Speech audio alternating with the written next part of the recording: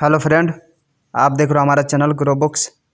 तो अगर आप हमारे चैनल पर नए हैं तो प्लीज़ हमारे चैनल को सब्सक्राइब कर लीजिएगा। तो चलिए आज हम फिर से आपके लिए नई बुक लाए हैं, जिस बुक का नाम है the power of your subconscious mind. इसका मतलब अपने अंदर छुपी अवचेतन मन की ताकत को पहचाने। इनका लेखक का नाम है जोसेफ मुर्फी। तो चलिए बुक को आपको दो लफ्ज़ों में बताते हैं। The power of subconscious mind की मदद से आप अपने अंदर छुपी हुई ताकत के बारे में जानकर उसे इस्तेमाल करना सीख सकते हैं। यह किताब हमें बताती है कि कैसे हम अपने सबकॉन्शियस माइंड का इस्तेमाल कर अपने सपनों को सच कर सकते हैं, अपने डर पर काबू पा सकते हैं और अपने आप को खुश रख सकते हैं। यह बुक किसके लिए है? वे जो सबकॉन्शियस माइंड की ताकत के बारे में जानना चाहते हैं, वे जो अपने सपनों को पूरा नहीं कर पा रहे हैं, वे जो अपने लिए एक अच्छा पार्टनर खोज रहे हैं। अध्याय नंबर 1। यह किताब आपको क्यों पढ़नी चाहिए? हमारे दिमाग के दो हिस्से होते हैं, कॉन्शियस माइंड और सबकॉन्शियस माइंड।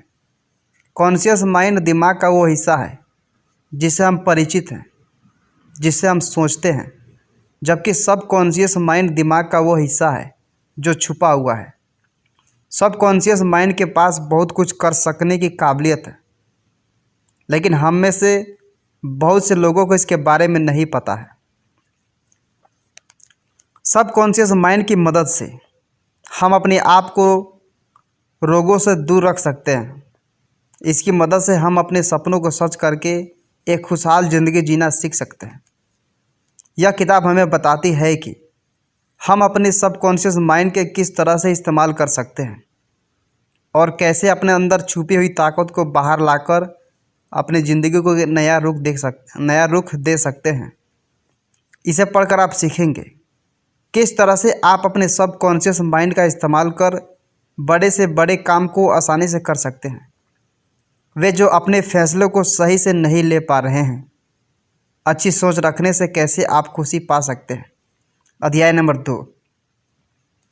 आप अपने सबकॉन्शियस माइंड को जैसे चाहें वैसे इस्तेमाल कर सकते हैं। हम जो भी सोचते हैं, हमारा सबकॉन्शियस माइंड वही मान लेता है। अगर किसी काम को करने से पहले हम ये सोचें कि हम वो काम कर लेंगे, तो हम उस काम को ज़रूर कर लेंगे। उसका उल्टा सोचना पर उल्टा ही होगा। इतिहास में बहुत से ऐसे लोग हुए जिन्होंने सबकॉन्शियस माइंड पर जीत हासिल कर बड़े बड़े काम किए हैं। इनमें से एक नाम है स्कॉटलैंड के surgeon doctor James S daily. Operation से पहले वे अपने मरीजों को यकीन दिलाते थे कि वे उन्हें ज़रूर ठीक कर देंगे। उनके मरीज इस बात को मान लेते थे, जिससे उनके सबकॉन्शियस माइंड पर असर पड़ता था और यही असर उनके शरीर पर भी देखने को मिलता था। सबकॉन्शियस माइंड की ताकत को समझने के लिए हमें हिप्नोटिज्म का एग्जाम्पल ले सकते हैं। आपने देखा होगा कि कुछ जादूगर लोगों को हिप्नोटाइज कर उनसे कोई भी काम करवाते हैं। वे ऐसा इसलिए कर पाते हैं क्योंकि वे उनकी कॉन्शियस माइंड को यकीन दिलाते हैं कि अब वे उनके वश में हैं। इसके बाद उनका सबकॉन्शियस माइंड इस बात को मान लेता है और वे वही काम करते हैं जो उनसे कहा जाता है। आप खुद को अपने सबकॉन्शियस माइंड का इस्तेमाल कर इससे कुछ भी करवा सकते हैं। आप जो भी काम करना चाहते हैं, सबसे पहले अपने आप को यकीन दिलाइए कि आप वो काम कर सकते हैं। इसके बाद बचा हुआ काम आपका सबकॉन्शियस माइंड कर देगा। अध्याय नंबर 3। अपने सबकॉन्शियस माइंड का इस्तेमाल कर आप हर मुश्किल हालात पर जीत हासिल कर सकते हैं। एक बार एक राजा थे। उनके पास एक जादुई तलवार थी। उस तलवार को लेकर वे जब भी किसी युद्ध करने जाते थे, वो युद्ध जीत कर आते थे। एक दिन उनकी वो तलवार खो गई और वे निराश हो गए। उन्हें लगा कि अब वे कोई भी युद्ध नहीं जीत पाएंगे और अपनी प्रजा का हिफाजत नहीं कर पाएंगे। उन्होंने अपने मंत्रियों को बुलाया और कहा कि जो भी उस तलवार को ढूंढ कर लाएगा उसे इनाम दिया जाएगा। 2 दिन बाद उनके एक मंत्री ने वो तलवार उन्हें ढूंढ कर दे दी। अब राजा फिर से सभी युद्ध जीतने लगा। 5 साल बाद राजा के एक मंत्री ने उन्हें बताया कि वो तलवार नकली है, असली तलवार को तहखाने में मिली है। अगर वो तलवार नकली थी तो राजा नकली तलवार से सभी युद्ध कैसे जीत पाए? जादू तलवार में नहीं था, उनके सबकॉन्शियस माइंड में था। जब वे सोचते थे कि तलवार के होने से वे सभी युद्ध जीत जाएंगे तो वे जीत कर ही वापस आते थे।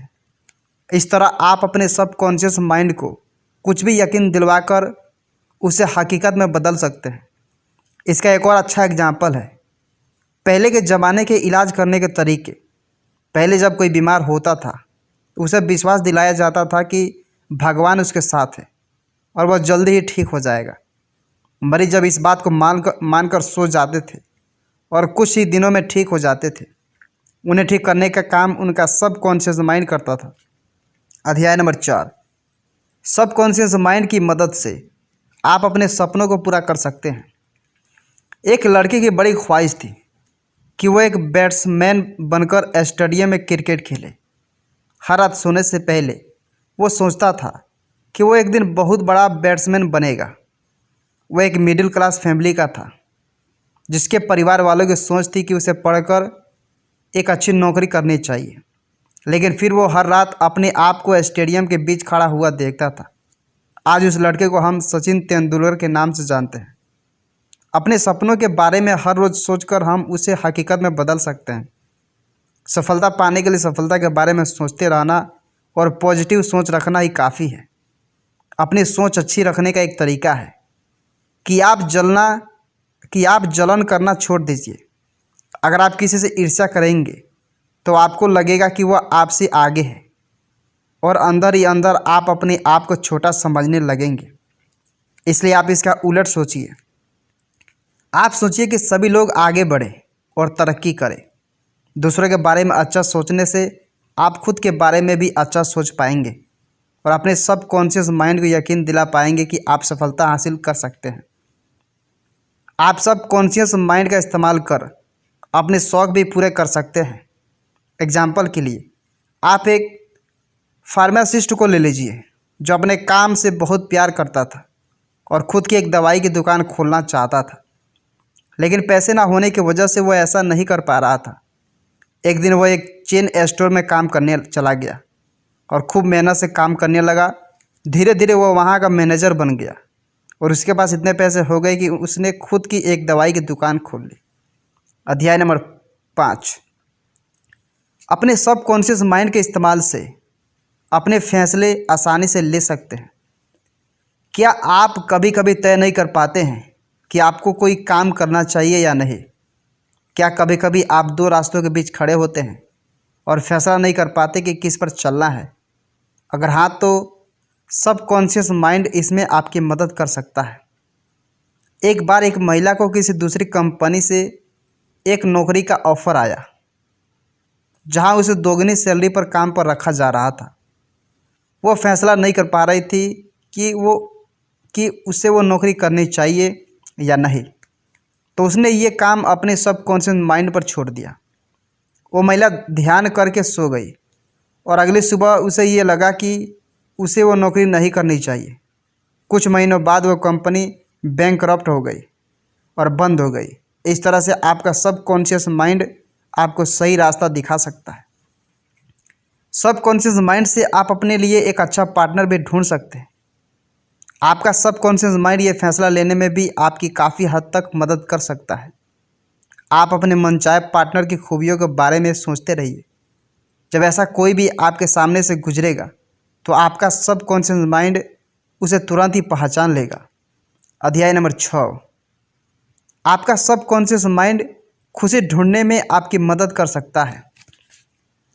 अगर हम अपने अंदर से नेगेटिव सोच को निकाल दें तो हम आसानी से खुशी पा सकते हैं।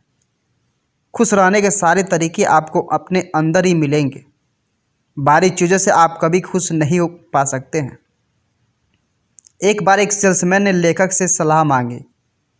वो सेल्समैन बहुत मेहनत करता था लेकिन उसे प्रमोशन नहीं मिल रहा था।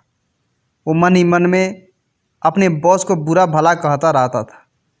वो सोचता था कि उसका बॉस उससे नफरत करता था, इसलिए वो उसे प्रमोशन नहीं दे रहा था। लेखक ने उसे अपनी सोच बदलने की सलाह दी।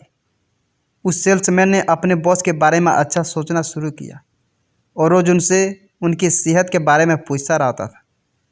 एक दिन उसके बॉस ने उसे बुलाया और उसे सेल्स मैनेजर बना दिया। साथ ही उसकी सैलरी भी बढ़ा दी गई। खुश रहना आपके हाथ में है। आप अच्छी सोच रखकर खुशी पा सकते हैं।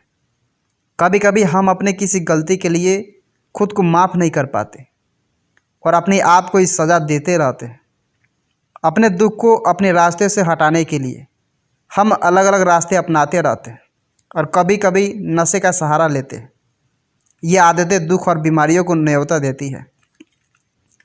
इनसे छुटकारा पाने के लिए सबसे पहले आपको अपने आप को माफ़ करना होगा। आप अपने अंदर से गलत भावनाओं को और नेगेटिव सोच को बाहर निकालिए। धीरे धीरे आप देखेंगे कि आप अपने दुख से आज़ादी पा रहे हैं और एक अच्छी ज़िंदगी की तरफ बढ़ रहे हैं। अध्याय नंबर 7, अपने डर को मात देकर जवान रहना सीखिए। आपने ज़िंदगी में जो कुछ भी चाहा है वो आपको डर के उस पार मिल जाएगा। डर सिर्फ एक भ्रम है जो आपको सच्चाई नहीं देखने देती है। एक बार एक आदमी के लिए सीए की परीक्षा थी। परीक्षा के 25 दिन पहले वो बहुत डरने लगा कि अगर वो फेल हो गया तो क्या होगा। उसे डर लगने लगा कि अगर वो फेल हो गया तो लोग उसके बारे में क्या सोचेंगे। इसी डर की वजह से उसने फैसला किया कि वो परीक्षा नहीं देगा। इस पर उसके पिता ने उसे बहुत समझाया। उन्होंने कहा कि अगर वो परीक्षा दे देगा तो कम से कम वो कोशिश तो करेगा। हारना या जितना बाद की बात है, लेकिन हम कोशिश भी ना करें ये तो गलत बात है। काफ़ी समझाने पर वो लड़का मान गया और उसने फैसला किया कि वो परीक्षा देगा। उसने परीक्षा दी और वो अच्छे नंबर से पास हुआ। अक्सर लोगों को बूढ़े हो जाने का डर रहता है। क्या आप जानते हैं कि बुढ़ापा किसे कहा जाता है? जब आप कुछ नया करना छोड़ देते हैं तब आप बूढ़े हो जाते हैं। अगर आप जवान रहना चाहते हैं तो आप हमेशा कुछ नया सीखते रहिए और करते रहिए। कुछ लोग रिटायर होने के बाद घर पर बैठ जाते हैं और अपने मरने का इंतज़ार करने लगते हैं। उनके हिसाब से अब उनकी ज़िंदगी में कुछ नहीं रह गया। उनके शरीर की ताकत ख़त्म हो गई है और अब बस घर पर बैठकर सोना और आराम करना ही उनकी ज़िंदगी का मकसद रह गया है। जब आप ऐसा सोचने लगते हैं तब आप बूढ़े हो जाते हैं, क्योंकि आपकी सोच बुढ़ी हो चुकी है। अगर आपको जवान रहना है तो आप अपनी सोच को जवान रखिए। रिटायर होने के बाद आप दुनिया घूम सकते हैं और अपने बचे हुए शौक़ पूरे कर सकते हैं। आप किसी भी उम्र में अपनी ज़िंदगी खुशी से जी सकते हैं। कुल मिलाकर सबकॉन्शियस माइंड हमेशा काम करता रहता है और इसके शक्ति का इस्तेमाल करके आप अपनी ज़िंदगी के फैसलों को आसानी से ले सकते हैं। इसकी मदद से आप अपने डर पर काबू पा सकते हैं, लोगों से लड़ सकते हैं, रोगों से लड़ सकते हैं और अपने सपनों को हकीकत में बदल सकते हैं। डर पर काबू पाने के लिए आप ये तरीका आजमाइए। आपको जिस भी काम से डर लगता है आप रोज़ सोचिए कि आप उस काम को कर रहे हैं और लोग आपको इसके लिए शाबाशी दे रहे हैं। ऐसा करने से ये बात आपके सबकॉन्शियस माइंड में बैठ जाएगी और आप अपने डर से आज़ादी पा लेंगे।